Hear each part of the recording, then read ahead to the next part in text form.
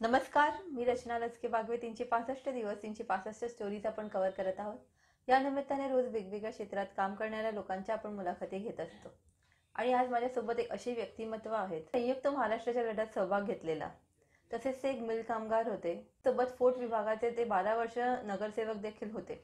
तसेच ते एक लेखक आहेत, समाज सुधारक आहेत. अधिक माहिती आपण त्यांच्याकडनं जाणून घेऊया. आपल्यासोबत आहेत ज्ञानेश्वर गावडे. नमस्कार सर. नमस्कार. नमस्कार. तुमच्या जीवन प्रवासाबद्दल थोडं आम्हाला सांगा. माझा जीवन प्रवास म्हणजे एक साधा गिरणी कामगार. तो काय अधिक सांगणार आहे. फक्त एवढं की समाजात वावरत असल्यामुळे सामाजिक प्रश्नांची मला बरीच माहिती आहे. आणि मुळात मी अभ्यास व्यक्तिमत्व असल्यामुळे आम्हाला कोणताही विषय वर्ज्य नसतो. त्या विषयावर अभ्यास करणं, त्या विषयावर आपलं स्वतःचं मत बनवणं आणि झालंच तर आपल्या मजदुराप्रमाणे समाजाला मार्गदर्शन करणं.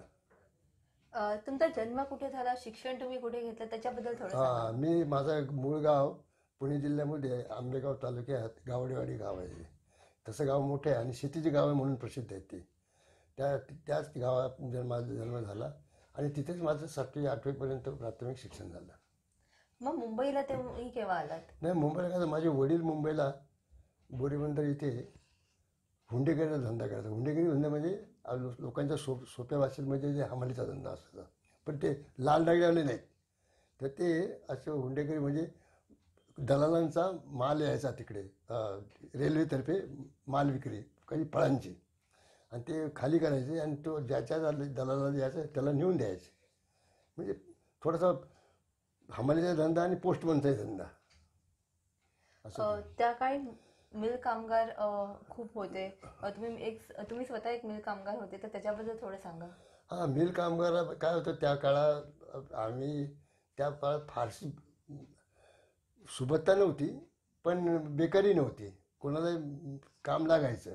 आणि त्यावेळेला मी मॅट्रिक झाल्यामुळे मला सहज नोकरी लागायला काय विशेष अडचण पडली नाही. तर माझी खोली फोर्ट भागामध्ये असल्यामुळे आणि वडिलांचा धंदा आत्ताचं महात्मा फुले मार्केट आणि त्यावेळेला क्रॉफर्ड मार्केट होतं. तर महात्मा फुलेवरच्या वडिलांचा धंदा असायचा आणि बोरीबंदरला सुद्धा मालाची आवक यायची. त्यामुळे मला वडिलांचा धंदाही बघावा लागला. तुम्ही संयुक्त महाराष्ट्राच्या आंदोलनात सहभाग घेतला होता, तर त्याच्याबद्दल थोडं सांगा की तो अनुभव कसा होता. अरे, संयुक्त महाराष्ट्राचा धंदा एक जाज्वल्य लढा होता. जाज्वल्य अहम भाग घ्यायचा आम्ही. काय संयुक्त महाराष्ट्र चळवळीमध्ये काय होतं, मराठी माणसाला आणि मराठी भाषेला आणि महाराष्ट्र संस्कृतीला विशेष स्थानच होत नसतं. आणि त्यातल्या त्यात मराठी माणसाबद्दल राजकीय लोकांमध्ये मी मराठी माणसं आहेतच कशी अशा तीव्र भावनेने ते लोक बघायचे. आणि आम्ही मराठी माणसं, आम्हालाच मुळात आम्ही काम करणारे चतुर्थ वर्ग श्रेणी भेटले तर काय असे टीकेचे घाव सहन करायचे. म्हणजे थोडक्यात म्हणजे मुंबईमध्ये त्या काळातसुद्धा मराठी माणसाकडं फारसं कोणी लक्ष देत नसतं. एक कोणतरी एक जमात आहे, आपल्याला उपयोगाला पडते कामधंद्याला म्हणून बघायचा दृष्टिकोन होता. त्या लढ्यानंतर संयुक्त महाराष्ट्राची निर्मिती झाली, तर त्याच्यानंतर तुमचा अनुभव कसा आहे? अरे, खूपच चांगला झाला. संयुक्त महाराष्ट्र लढा मुंबई आपण जिंकली मिळण्याच्या मुंबईमध्ये महाराष्ट्र स्थान करून घेतली. हा आनंद फार वेगळाच आहे आणि पुत्रप्राप्तीपेक्षाही जास्त आनंद आहे. आणि म्हणजे एवढ्या आनंदात असल्यामुळे नंतर मग मराठी माणसाचं सुरू झालं. आणि मुंबईमध्ये गिरणी धंद्यामध्ये मला थोड्या काळाने नोकरी लागली. सुरुवातीला मी खूप त्रास घेतला नोकरी मिळवण्यासाठी, पण मिळत नव्हती. पण गिरणी कामगार म्हणून नोकरी झाली, मी जॉईन झालो. आणि मग त्यापासून मग थोडेसे आयुष्यालाही आर्थिकदृष्ट्या स्थैर्य लाभलं आणि मग मी सामाजिक सेवेत लागलो. आणि मुळात संयुक्त महाराष्ट्र समितीमध्ये काम करताना मला जो अनुभव होता, त्या अनुभवाचा फायदा घेऊन माझा त्यातही दम बसला. आणि विशेषतः शिवसेना स्थापन झाल्यानंतर मराठी माणूस हा आमचा आवडता विषय, आणि शिवसेना स्थापन झाली आणि बाळासाहेबांसारखं उत्तुंग नेतृत्व लाभल्यामुळे माझ्या या सामाजिक जीवनाला खरंच वळण आलं आणि प्रभाव सुरू झाला. तुम्ही मिल कामगाराची नोकरी करत असताना देखील अनेक समाजकार्य केली, तर त्याच्याबद्दल थोडं सांगा. व समाजकार्य चालूच असतं ना. जो माणूस चळवळ्या असतो ना, मग स्वभावच चळवळ्या आहे. चळवळ्या असतो स्वभाव चळवळ असल्यामुळे काही ना काहीतरी कार्य करायचं. आणि विशेषतः मराठी माझी विशेषतः मला एक गोष्ट लक्षात आली होती, सांस्कृतिकदृष्ट्या मराठी माणूस मुंबईमध्ये उपेक्षित होता. आणि जेव्हा मराठी माझ्या राजकीय पाठबळ मिळालं, तर सांस्कृतिकदृष्ट्या सुद्धा मराठी माणसाचा ठसा ह्या मुंबईमध्ये उतरावा अशी आम्ही आमच्या त्या काळात काय म्हणतात विरस्त्री संचारली होती. आणि आणि म्हणून मला एक गोष्ट आठवते, लहानपणी वाचण्याची सवय असल्यामुळे माझ्या वाचनात असं आलं होतं की मुंबई महाराष्ट्राला का पाहिजे. तर त्यावेळेला जे मुंबईचे स्वतंत्र करणारे, मुंबईच्या विरुद्ध असणारे, म्हणजे मुंबई महाराष्ट्रात जाऊ नये ह्याच्या विरुद्ध असणारी माणसं म्हटली फाजीलबाई कमिशन नेमलं होतं. पंडित जवाहरलाल नेहरूच्या काळामध्ये फाजीलबाई. आणि त्या फाजीलबाई कमिशनमध्ये काही लोकांनी अशा तक्रारी केल्या की मुंबईमधली घरांची नावं, रस्त्यांची नावं, एरियाची नावं ही मराठी नाहीत, बहुतेक बिगर मराठीच दिसतात. आणि मग काय मुंबई अधिकार मराठी जनतेने करावा. ही गोष्ट मला फार खटकली, मला दर्तीत म्हणजे. आणि मग मी ठरवलं की माझ्याकडे सत्ता तर काहीच नव्हती, मी एक सामान्य माणूस. तर ठीक आहे, ही जी फाजीलबाई कमिशनमध्ये जी हे झाली त्याची आपल्याकडे एक नगरसेवक नेत्याने आपल्याला जबाबदारी आली. आणि मग मी ठेकाच ठरला का जिथे जिथे मराठी माणसांचं नाव रस्त्याला म्हणा, बिल्डिंगला म्हणा किंवा एरियाला म्हणा येईल, त्या ठिकाणी आपण नगरसेवक या नात्याने त्यामध्ये योगदान करावं. ही माझी नगरसेवकपदी मला सुसंधी होती. आणि सुसंधीमध्ये अधिकारच होता आम्हाला, कारण स्थानिक नगरसेवक असल्यामुळे त्याच्या परवानगीशिवाय आणि त्याच्या इच्छेशिवाय काम होत नसं. म्हणून मला ती प्रेरणा मिळाली. त्याला संयुक्त महाराष्ट्र चळवळीतच काय म्हणतात ना पाठबळ होतं. मगाशी तुम्ही स्वर्गीय माननीय बाळासाहेब ठाकरेजींचा उल्लेख केलात आणि त्यांच्यासोबत तुम्ही अनेक वर्ष काम केलं. शिवसेनेच्या स्थापनेमध्ये देखील तुमचा सहभाग होता, तर त्याच्याबद्दल थोडं सांगा. बाळासाहेबांचं मला सातत्य किंवा त्यांच्याशी सेवा करण्याची काय म्हणतात त्याला सहवास हा मला सतत 40 वर्ष लाभला. आणि 40 वर्षामध्ये हा माणूस एक देवतुल्य माणूस, काय म्हणतात पितृतुल्य, पण मला तरी देवतुल्य वाटायचे. आणि त्यांचा 40 वर्ष सहवास लागला. आणि अशा फार मोठ्या माणसाचं सहवास आपल्याला लाभणं, माझ्यासारख्या सामान्य माणसाला लाभणं म्हणजे मला तर वाटतं तो देवी चमत्कारच आहे. पण ते भाग्य मिळाले मला, त्याचं माझ्या जीवनाचं सार्थक झालं असं वाटलं. तर शिवसेना जेव्हा स्थापना केली, तर तो जो अनुभव होता किंवा तो जो वेळ होता ती कशी होती, त्याच्याबद्दल थोडं सांगा. अरे ती खरी म्हणजे फार संघर्षाचीच वेळ होती. ती गोष्ट म्हणजे संयुक्त महाराष्ट्र आंदोलन म्हणजे आंदोलनच होतं. त्या आंदोलनात काही घडू शकत होतं. तुरुंगवास, लाठीमार, अश्रुधूर या सगळ्या काही गोष्टी त्या रस्त्यावर व्हायच्या. आणि त्यावेळेची परिस्थिती राजकीयदृष्ट्या तर मराठी माणूस उपेक्षित होताच, पण त्यातूनही सरकारचं धोरण तेवढं मराठी माणसाला पोषक नव्हतं. चट्टावरचं श्राद्ध उरकावं म्हणून राज्य करते, त्यावेळेला राज्य करायचे. आमची व्यथा अशी होती, मुंबई ही महाराष्ट्राची राजधानी असून सुद्धा मुंबईला मराठीचा दुय्यम स्थान मिळत होतं आणि मराठी माणसाचं त्याहून दुय्यम स्थान मिळत होतं. ही आमची व्यथा होती. आणि त्या व्यथेतून आम्ही शिवसैनिक जन्माला आलो.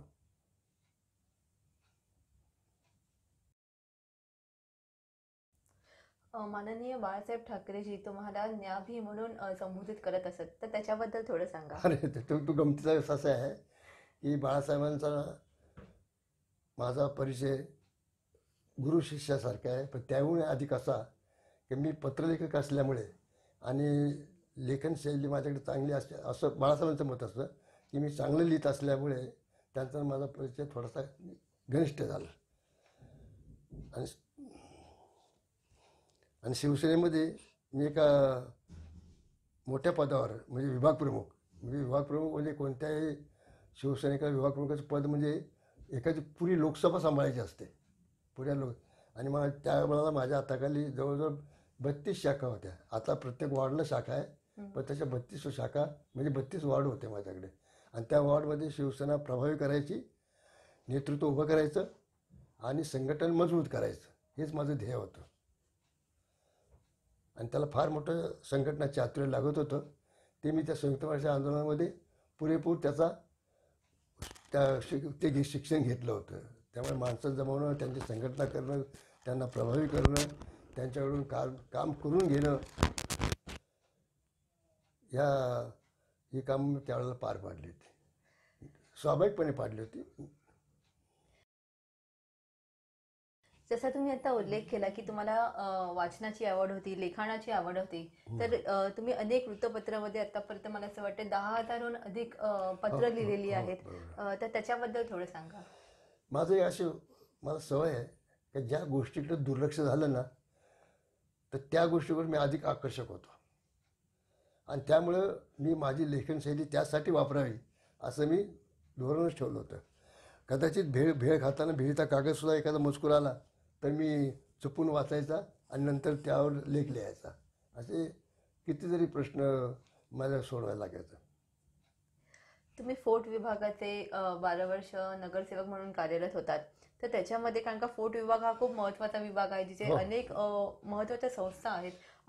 CST स्टेशनच्या समोर असलेला हा विभाग आहे आणि तिथे तुम्ही 12 वर्ष नगरसेवक म्हणून कार्यरत होतात. तर त्याच्याबद्दल थोडं सांगा. खरं म्हणजे मुंबई ही महाराष्ट्राची राजधानी आहे. आणि मुंबईची राजधानी कोणती म्हटलं तर फोर्ट विभाग आहे.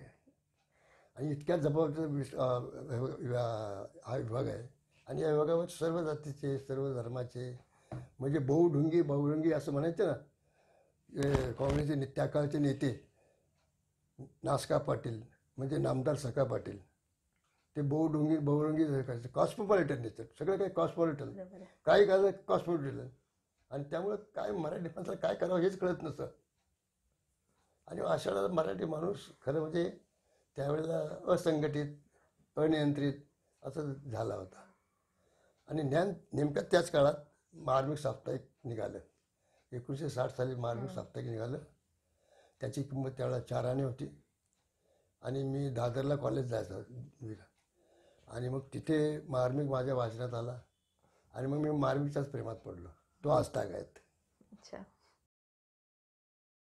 तुमची जी पत्र आहेत त्यात 5 खंडाचं प्रकाशन देखील झालेलं आहे. तर त्याच्याबद्दल ते सांगा. खंडाचं पण राजकारण झालं. खंड म्हणजे काय तुम्हाला काय खंड? पुस्तकाचं. नको होते काय तर फंड काय माझी पत्रच अशी जवळजवळ त्यावेळेला लिहित गेलो, प्रसिद्ध होत गेली.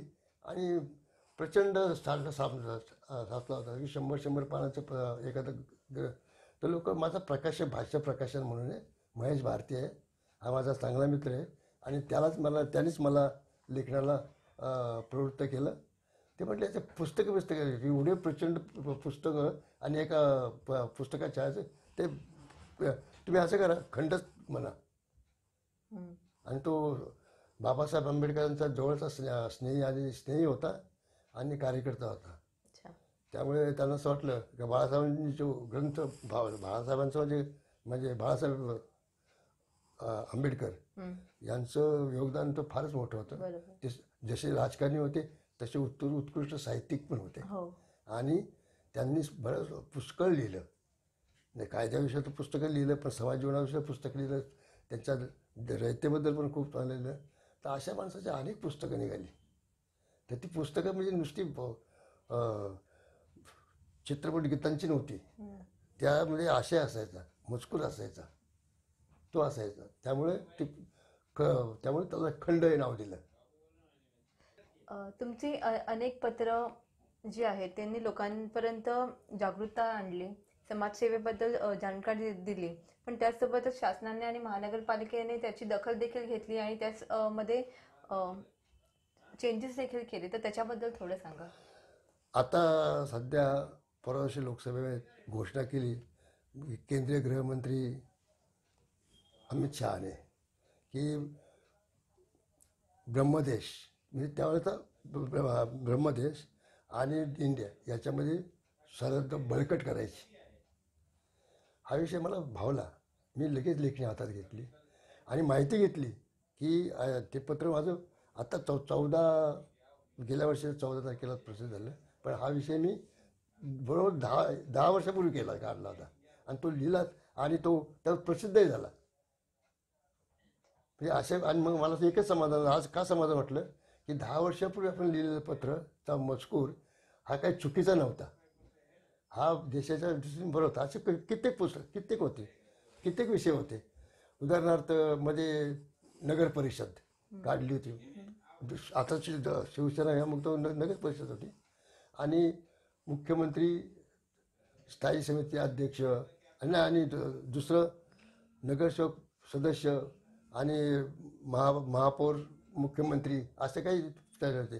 तर मी विचार केला की जर नगरसेवकांची संख्या जर वाढली विधानसभेच्या स्टाईल आणि त्यांनी जर मागणी केली की आम्हाला स्वतंत्र राज्य पाहिजे आणि आता जर मुंबईचा कारभार म्हणजे राज्य सरकारच्या तालाने चालतो, राज्य सरकारचा अधिकाराने चालतो, तर ही गोष्ट मला मनाला लागली की जर ही गोष्ट जर अशी होत असेल तर मग मुंबईवर लढा देऊन आपलं मुंबई हाची सुटेल. म्हणून मुंबई स्वतंत्र राज्य न होता मग हे स्वतः नगरसेवकांचं सदस्य महापौर मुख्यमंत्री आणि हे म्हटलं हे ह्या वळणावर जात आहे. तर उद्या त्या सगळ्या निवडून आलेल्या नगरसेवकांनी ठराव केला की आम्हाला वेगळं राज्य पाहिजे तर मुंबई आजची जाईल. म्हणून मी बारकाईने विचार केला आणि सुदैवाने मला आकडेवारी हाताशी आली. अशी आली की मी नगरसेवक असल्यामुळे महाराष्ट्र महापालिका चिटणीसाला पत्र दिलं की मला नगरसेवकाची यादी पाहिजे आणि ती दर निवडणुकीची यादी पाहिजे आणि ती मला मिळाली. आणि त्यात मला असं आढळून आलं की मराठी नगरसेवकांची संख्या ही पुरेशी निम्म्यापेक्षा जास्त नाही आहेत. निम्म्याहून अधिक बिगर मराठी लोक आहेत. मराठी बिगर मराठी त्यांच्या आडनावरून सहज कुणाच्या सामान्य माणसाला कळतं. मग यादी मी प्रसिद्ध केली. इतक्या वर्षाला ही नगरसेवक एवढे निवडून आले एवढे पडले आणि इतके. तर त्यात मला असं आढळलं की 1966 पासून नगरसेवकाच्या यादीमध्ये मराठी माणसाचा टक्का असा अधिकारवाणीने निम्म्यापेक्षा जास्त नव्हता. उद्या सभागृह आणि असे काही वाढ होते.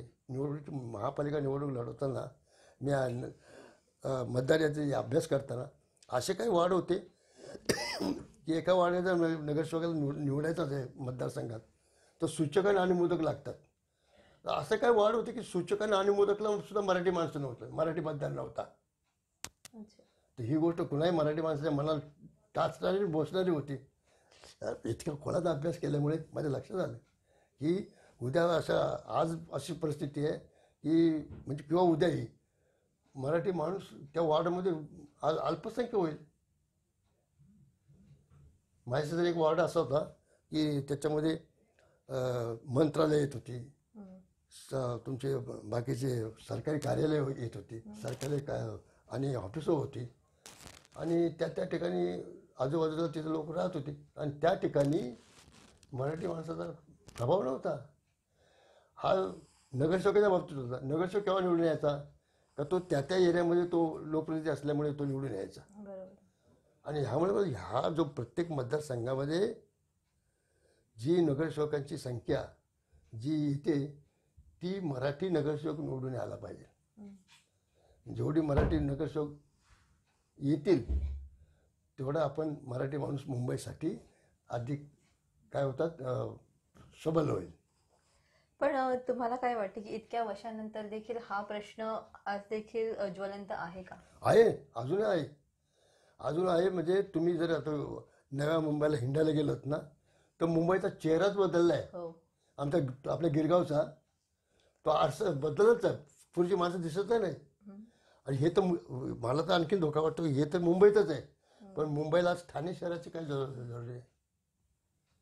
परवाशी मी एक कासारवडवली गावाला एका लग्नासाठी गेलो होतो. हिंडत असताना ते कासारवडवली गावच लागलं नाही. दुर्दैवाने कासारवडव गेलं, पुरं गाव कुठं गेलं. हो.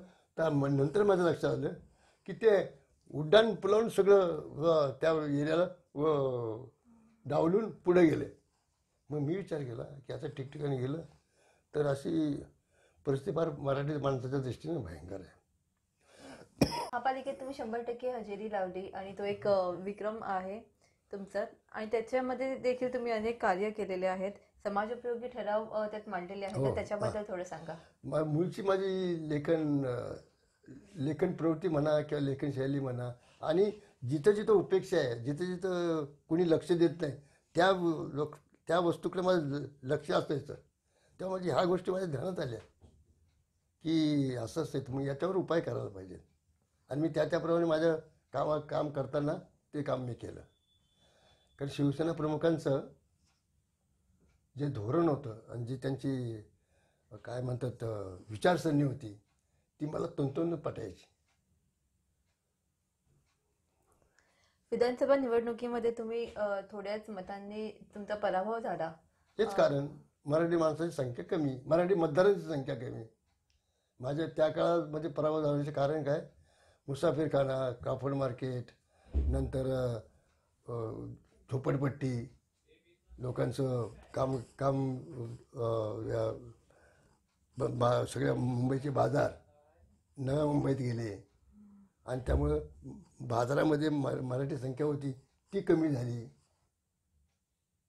म्हणजे जो हमाल वर्ग आहे चतुर्थी हा बाजार तिकडे गेल्यानंतर हमाल वर्ग तिकडेच गेला. आणि त्यामुळे मला हे फार भयानक परिस्थिती होणार. आणि खरोखर आजही तीच परिस्थिती, तेच संक्रमण चालू आहे. काही दिवसांनी आम्ही होतो तर संयुक्त महाराष्ट्र लढ्यात मराठी माणसं तरी होती. आज कदाचित पुढे मराठी माणसं करता मराठी माणसं मिळती की नाही ही शंका आहे. तुमच्या या सगळ्या कामासाठी तुम्हाला अनेक ठिकाणी गौरवण्यात आलेलं आहे, तर त्याच्याबद्दल सांगा. गौरव म्हणजे ही खरी म्हणजे आपण केलेल्या कामाची पोचपावतीच असते. आपण करतो की चूक करतो की बरोबर करतो, आपले विचारसरणी संकुचित आहेत की फार अगदी युनिव्हर्सल आहे, ह्या गोष्टी त्यात नसतात. पण ज्या वेळेला लोक आपल्याला मानतात, विचारतात, तेव्हा असं वाटतं की आपण काही फारसं चुकीचं करत नाही, करतो ते बरोबरच करतो. एक पावती मिळते समाधानाची. मी खरं तर तुम्हाला अगदी लहानपणापासून पाहते, लोकांमध्ये तुम्ही मिसळता, सर्वांशी आदरातिथ्य बोलता, सर्वांना आदर करता. तर जे आता पुढचे जे लोक आहेत की ज्यांना या क्षेत्रात यायचं आहे, पॉलिटिक्समध्ये यायचं आहे, तर त्यांना तुम्ही काय संदेश द्याल? कारण का आताचे जे नेते आहेत किंवा लोक आहेत ते इतके अप्रोचेबल नसतात, तर त्याच्याबद्दल थोडं सांगा. काय असतं, माणूस समाजात उतरला की त्याला आळस करता कामा नये, त्याला राग नाही. असं एखादा डॉक्टर एखादी नर्स झाली आणि त्या नर्सने जर मला किळस होते, मला रक्ताची भीती वाटते, मला इंजेक्शन टोचता येत नाही असं जर म्हटलं तर ती काही कधी नर्स होणार नाही. बरोबर. तर तुम्हाला सोशल वर्क होण्यासाठी किंवा करण्यासाठी पडेल तो त्रास आणि पडेल ते कष्ट उपसलेच पाहिजे. तुम्हाला पर्याय नाही.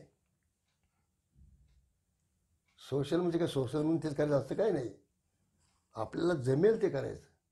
लोकांना आलेल्या आपल्या दाराशी आलेल्या माणसाला काही करून खुश करणं, वाटेल तसं नव्हे, कायदेशीर. त्याला अधिष्ठान पाहिजे चांगल्या कामाचं. म्हणजे चांगल्या कामाला चांगलंच अधिष्ठान लागतं.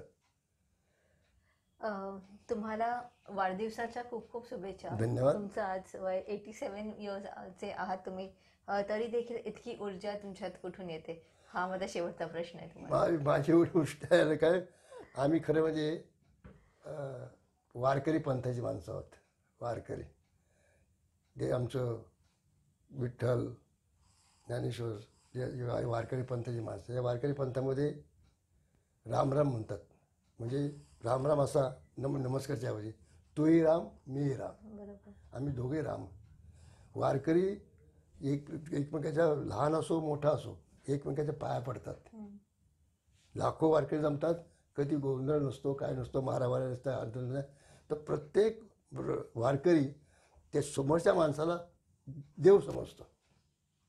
आणि हा संस्कार असल्यामुळे